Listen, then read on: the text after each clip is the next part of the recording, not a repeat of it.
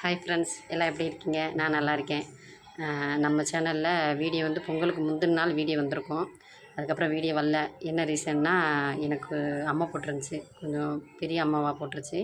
அந்த முத்து பொடுன்னு சொல்லுவாங்க இல்லையா, அந்த மாதிரி போட்டிருந்துச்சி. என்னால் ஒன்றுமே பண்ண முடியல. பொங்கல் கூட வைக்கலை, தைப்பொங்கல் வைக்கலை, பொங்கல் கொண்டாடலை, கோலம் கூட போடலை. எனக்கு நிறைய ஒரு ஆசை இருந்தது. ஊர்லேருந்து வீட்டுக்கு வந்திருக்கேன், ஸ்ரீவில்லிபுத்தூருக்கு வந்திருக்கேன். பார்த்துட்டு சொல்லிட்டாங்க, அம்மா போட்டிருக்கு அப்படின்னு. அதுக்கு 2 நாளைக்கு முன்னாடி கொஞ்சம் காய்ச்சல் இருந்தது.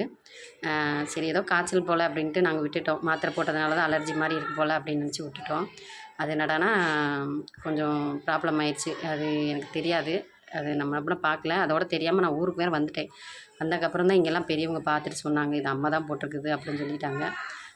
தெரியாமல் சாமிகிட்ட மன்னிப்பு கேட்டு அப்படியே அதிலேருந்து நாங்கள் நான் அம்மா போட்டிருந்தா எப்படி இருப்பாங்களோ அது மாதிரி நாங்கள் இருந்துக்கிட்டோம். நிறைய எண்ணங்கள் இருந்தது.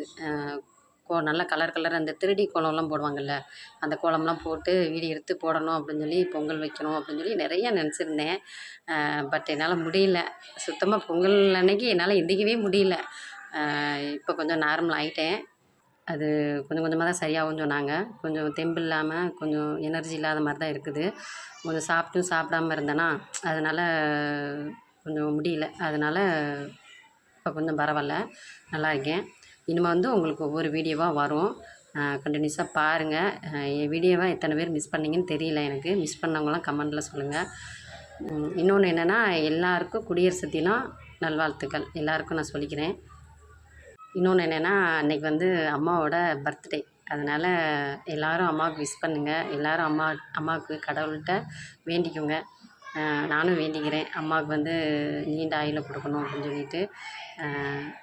எதுனாலும் பரவாயில்ல, இனிமேல் கொஞ்சம் கொஞ்சமாக வீடியோ போடுவோம். பாருங்கள், எப்போயும் சப்போர்ட் பண்ணுற மாதிரி சப்போர்ட் பண்ணுங்கள். அதே மாதிரி நெக்ஸ்ட்டு வீடியோவில் பார்க்கலாம். Bye friends.